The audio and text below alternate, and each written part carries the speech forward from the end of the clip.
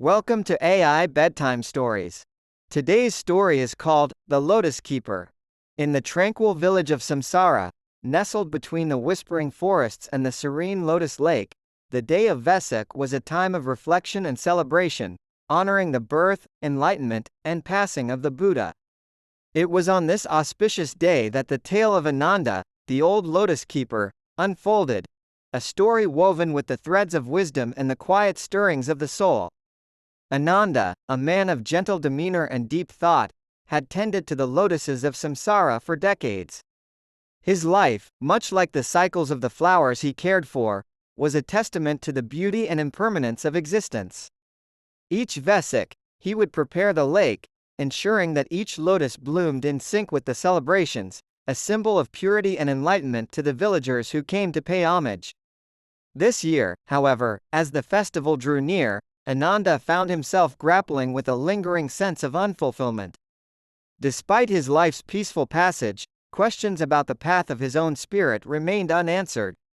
He wondered if he, like the Buddha whose life he celebrated, could ever attain a glimpse of that profound peace. As the villagers prepared lanterns and garlands, a stranger arrived in Samsara. Her name was Mira, a writer from the city, seeking solitude and inspiration among the famed lotuses of the village. Intrigued by Ananda's devotion to the flowers and struck by the tranquility of the setting, she approached him, hoping to uncover the stories behind his life and the flowers he so lovingly nurtured. Ananda and Mira formed an unlikely friendship, each Vesak preparation day finding them deep in conversation beside the lake. He shared tales of the village's past Vesaks, of the monks who visited long ago, and of the lotuses that refused to bloom one year when the lake had nearly dried up. Mira, in turn, spoke of the bustling city life, of books filled with quests for meaning, and of her own search for something beyond the written word. On the eve of Vesak, under the light of a full moon, Ananda confessed his feelings of doubt to Mira. He spoke of a recurring dream where he walked a path lined with endless lotuses, each whispering different truths into the night air, yet he woke each time before reaching the path's end. Moved by his vulnerability, Mira suggested they spend the night by the lake, watching the lotuses under the moonlight, hoping it might settle his restless thoughts.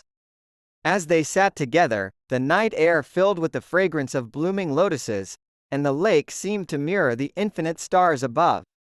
At the moment when the first light of dawn touched the water, something remarkable happened. A particularly radiant lotus in front of Ananda began to glow softly. As both watched in awe, Ananda reached out and touched the flower, and in that touch, felt a rush of peace so profound, so all-encompassing, that it seemed to wash away all his doubts. This moment, witnessed by Mira, inspired the closing chapter of her next book, aptly named The Lotus Keeper. It told the story of a man who, like the Buddha, found enlightenment by the very lake he had tended to all his life, not through grand deeds but through a simple, steadfast devotion to beauty and growth.